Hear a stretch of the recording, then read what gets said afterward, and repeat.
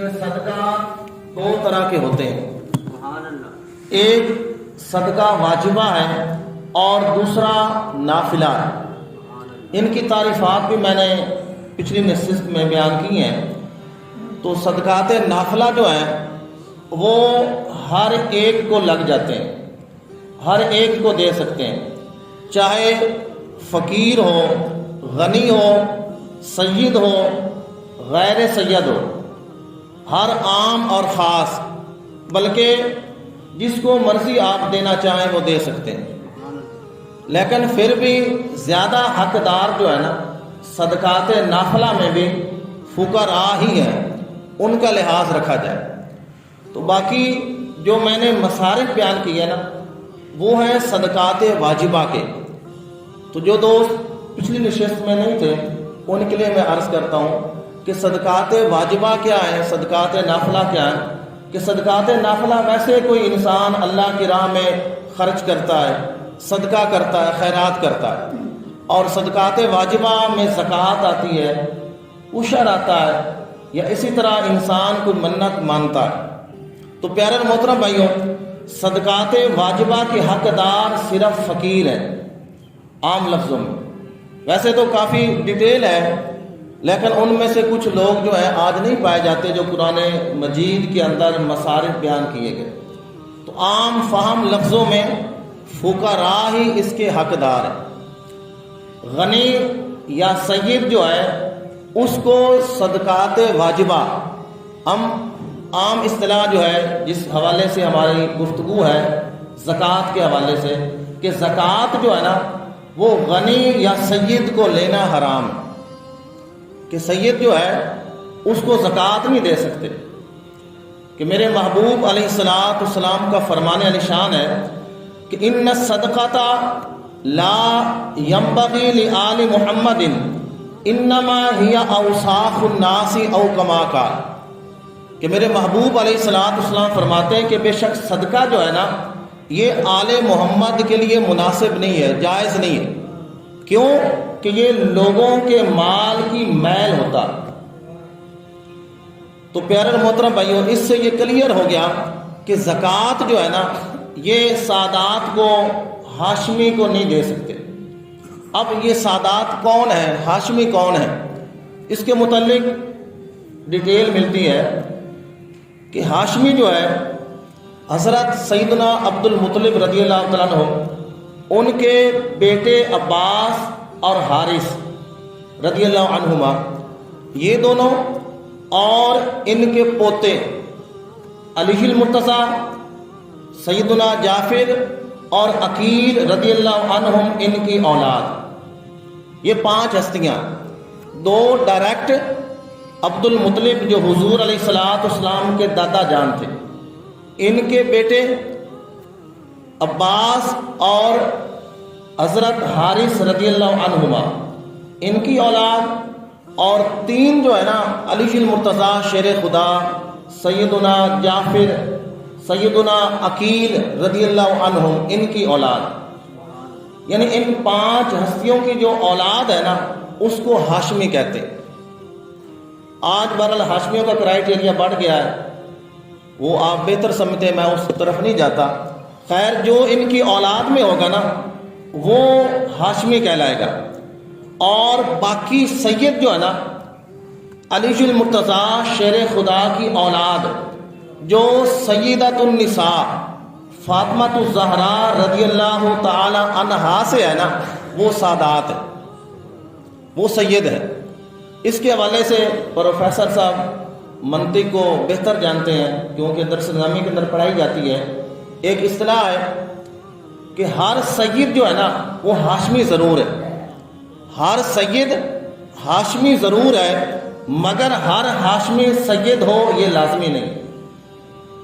یعنی جو سید ہوگا وہ ہاشمی ضرور ہوگا، اور جو ہاشمی ہو اس کا سید ہونا لازمی نہیں ہے۔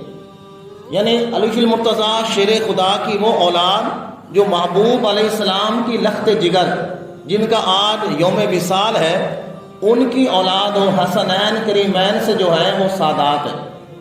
اور باقی جو 5 ہستیاں میں نے گنوائیں، سیدنا عباس، سیدنا حارث، سیدنا علی المرتضیٰ شیر خدا کی غیر فاطمی اولاد، سیدنا جعفر، سیدنا عقیل رضی اللہ عنہ، ان 5 ہستیوں کی اولادیں جو ہے نا وہ ہاشمی ہیں، تو ان کو زکوٰۃ نہیں دے سکتے، ان کو زکوٰۃ لگتی نہیں، بلکہ اس کا طریقہ یہ ہے کہ ان کو ہم ہدیہ، ان کو تحفہ پیش کیا کریں، بلکہ اس بندے کی سعادت مندی ہوگی کہ جن کا ہدیہ یہ ہستیاں قبول کر لیں۔ یہ ہاشمی ہونا بڑا اعزاز ہے۔ آج لوگوں نے تو اس اصطلاح کو، اس نسبت کو رول دیا ہے نا، ہر بندہ جو ہے، بہرحال بات لمبی ہو جائے گی، ہاشمی اور سید اتنی بڑی نسبت ہے کہ فرمایا کہ یہ لوگوں کی زکوٰۃ نہیں لے سکتے، بلکہ ہمارا یہ ہدیہ قبول کر لیں تو اس بندے کے اعزاز کی بات ہے۔ تو پیارے اور محترم بھائیوں، غنی یا سید کو زکوٰۃ لینا حرام ہے۔ اب اس کے مسارے میں سے فقراء آتے ہیں۔ فقراء کون ہیں؟ کہ جن کے پاس نصاب کے برابر جو ہے سامان موجود نہیں ہوتا، یا مساکین وہ لوگ ہیں کہ جن کے پاس ایک وقت کا کھانا ہو یا کپڑے نہ ہو، یا کپڑے ہیں کھانا نہیں ہے، ان کو مانگنا بھی، سوال کرنا بھی جائز ہے۔ تو بہرحال فقراء اور مساکین جو ہیں وہ زکوٰۃ کے حقدار ہیں۔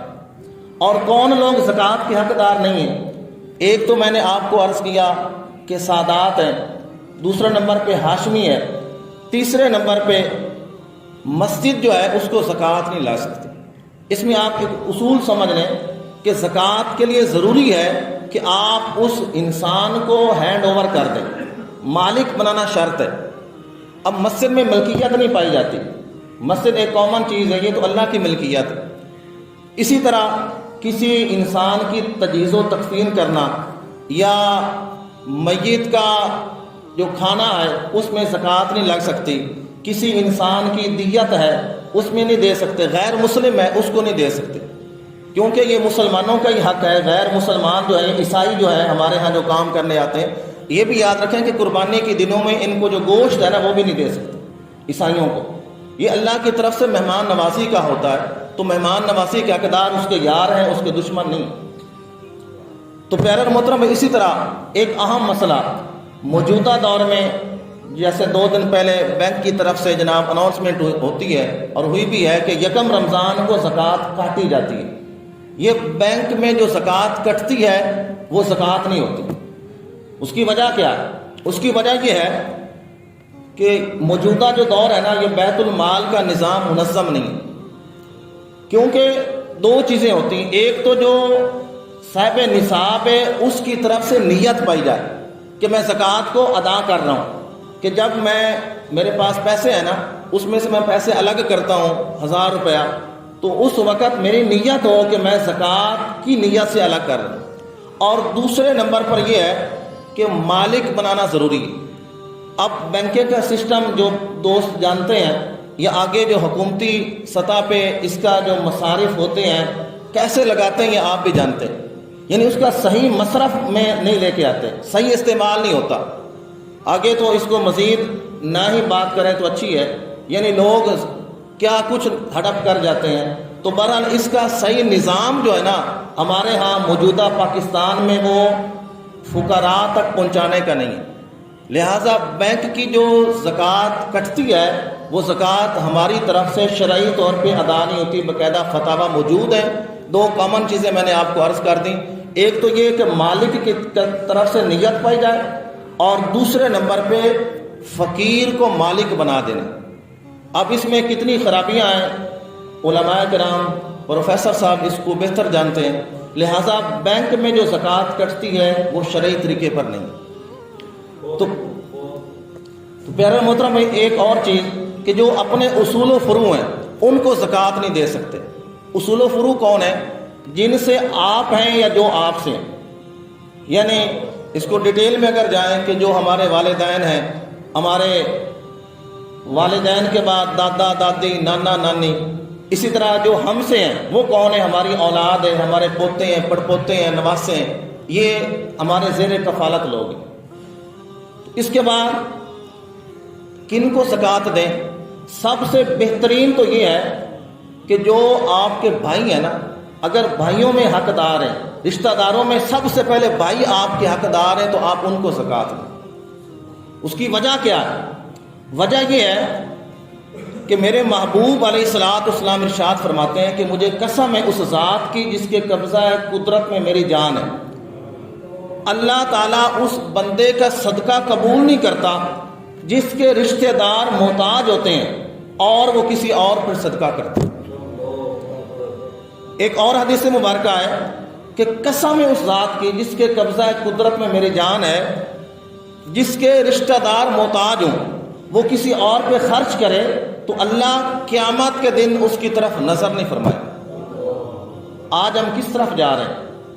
سب سے پہلے رشتہ داروں کو دیکھیں، رشتہ داروں میں بھی بھائی کو آپ مقدم رکھیں، لیکن یہاں پہ تو کیا ہوتا ہے؟ لیگ پولنگ ہوتی ہے، بلکہ حسد کرتے ہیں کہ بھائی جو ہے اس کو اگر کہیں سے منافع آ رہا ہو تو ہمارا یہ لیول بن چکا ہے، خون سفید ہو چکے ہیں کہ ہماری یہ معاشرتی خرابیاں ہیں کہ وہ طریقے تلاش کرتے ہیں کہ کسی نہ کسی طرح سے میرا بھائی نیچے آئے اور میں اوپر جاؤں۔ اسلام نے تو کہا کہ سب سے پہلے رشتہ داروں کو، اور رشتہ داروں میں آپ بھائیوں کو دیں، بھائیوں کے بعد جو ان کی اولاد ہے، جو آپ کے بھتیجے ہیں، پھر اس کے بعد چچا کو، پھر چچا کے بھائیوں کو۔ یہاں پہ تو ہم شریک بنا کے بیٹھ جاتے ہیں کہ وہ ہمارے دشمن ہیں۔ اللہ کے بندو، اسلام نے تو کہا کہ رشتہ داروں کا لحاظ رکھیں، بلکہ یہاں تک فرمایا گیا کہ اگر آپ رشتہ داروں پہ خرچ کریں گے تو اس میں ڈبل فائدہ، ایک تو صدقہ کرنے کا، زکوٰۃ ادا کرنے کا، اور دوسرا صلہ رحمی کا۔ تو ہم منافع کی طرف جائیں نا، گھاٹے کی طرف کیوں جاتے ہیں؟ تو اس کے بعد ننیحال کی طرف آتا ہے، یعنی پھوپھیاں ہیں، پھر ماموں ہیں، پھر خالہ ہے، ان کی طرف۔ یہ میں ترتیب سٹیپ بتا رہا ہوں کہ سب سے پہلے بھائی، اس کے بعد بھتیجے، پھر چچا، پھر چچا کی اولاد، پھر پھوپھیاں، پھر اس کے بعد ماموں، پھر خالہ، اسی طرح جو آگے رشتہ دار آتے ہیں۔ پھر اس کے بعد پڑوسی جو ہیں آپ ان کو دیں، یعنی ذوی الارحام کے بعد یہ ڈائریکٹ جو خونی رشتے ہیں، ان کے بعد باقی جو رشتے ان میں دیکھیں، ان میں نہیں ہے تو جو آپ کے پڑوسی ہیں آپ ان کو دیں۔ ایک اور آپ کے ذہن میں سوال آ رہا ہوگا کہ میں بھائی کو زکوٰۃ دوں گا تو وہ زکوٰۃ تو لے گا نہیں، ہر ایک تو ہاتھ جولی نہیں نہ پھیلا کے مانگتا۔ کچھ لوگ ہوتے ہیں اعلیٰ ظرفی کا مظاہرہ کرتے ہیں، سفید پوش ہوتے ہیں، تو اس کا میں آپ کو سلوشن عرض کرتا ہوں کہ یہ بتانا لازمی نہیں ہے کہ یہ زکوٰۃ کے پیسے ہیں، بلکہ جب آپ پیسے الگ کرتے ہیں نا تو اس وقت آپ کی نیت کا ہونا ضروری ہے۔ یہ نیت بندے کا اور اللہ کا معاملہ۔ آپ اپنے بھائی کو گفٹ بھی دے سکتے ہیں، کتنا بہترین انداز اسلام نے دیا، یعنی اس کو ویسے گفٹ کر دیں، اپنے بھتیجے کو دے دیں، بچے کو دے دیں کہ یہ بیٹا آپ کی خدمت ہے، یا جو بھی طریقہ کار ہے، اس کو بتانا لازمی نہیں ہے، کیونکہ بتائیں گے تو یقیناً کچھ لوگ ہوتے ہیں کہ وہ اس چیز سے انکار کر دیں گے۔ تو کتنا پیارا انداز ہے۔ تو آپ اللہ کا شکر ادا کریں کہ اللہ نے آپ کو دینے والا بنایا، لینے والا نہیں کر دیا۔ حالانکہ آپ ایک ہی ماں کے بچے ہیں، ایک ہی گھر کے ہیں، ایک کو دینے والا کر دیا، دوسرے کو لینے والا کر دیا۔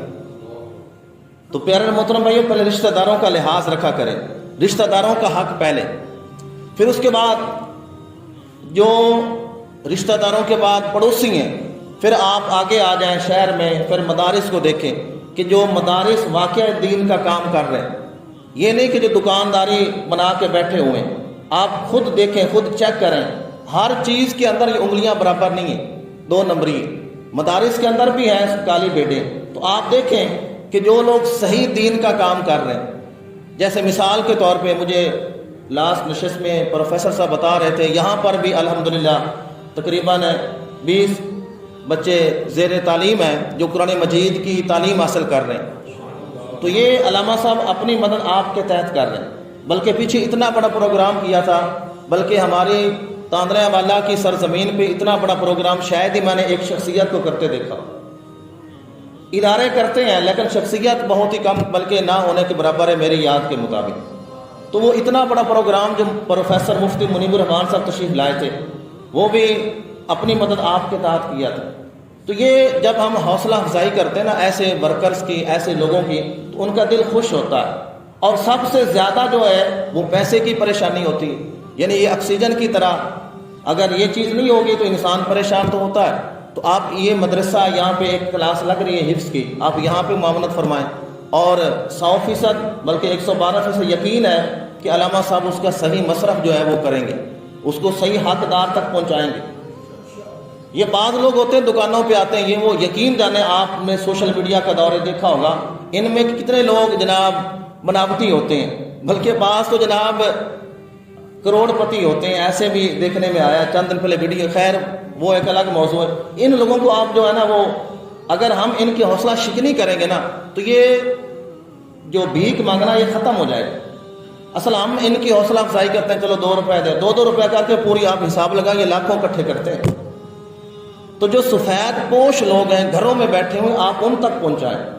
پھر زلزلہ متاثرین ہیں آپ ان کو بھی دے سکتے ہیں. تو یہ زکوٰۃ کے مصارف تھے جو میں نے آپ کے سامنے عرض کیے. اور یہ میڈیسن لے کے دینا، کپڑے لے کر دینا، مکان بنوا کے دینا، اس سے زکوٰۃ ادا نہیں ہوتی.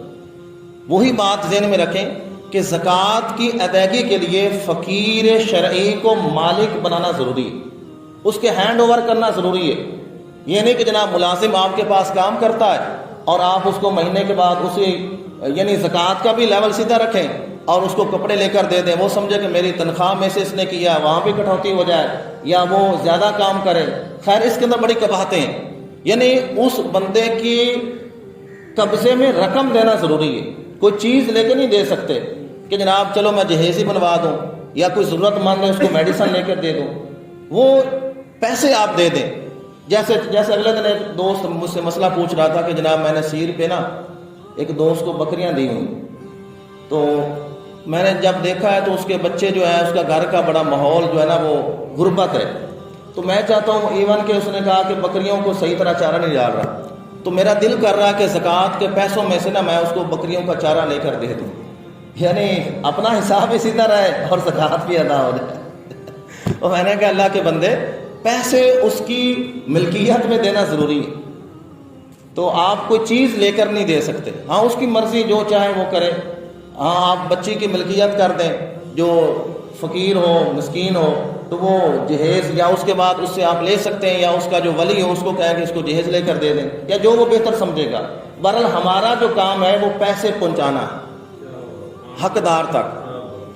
تو اللہ تبارک و تعالی ہمیں اس کے اوپر عمل کرنے کے ساتھ نصیب فرمائے، اور ہمیں اسی طرح توجہ کے ساتھ، کیونکہ پورا رمضان المبارک یہ نشستوں کا اہتمام ہے، ظہر کی نماز کے بعد ہمیں سننے کی ٹائم دینے کی ساتھ نصیب فرمائے. اور بڑے اپ لیول کے لوگ ہیں جن کو علامہ صاحب نے یہاں مدعو کیا ہے، تو آپ کی خوش قسمتی ہے کہ یہاں پہ تشریف لا رہے ہیں، اور ان کی کاوش ہے اللہ تعالیٰ اس کو قبول فرمائے، اور ہمارا سننا بیٹھنا اپنی بارگاہ علی مقبول و منظور فرمائے. وآخر دعوانا ان الحمد للہ رب العالمین.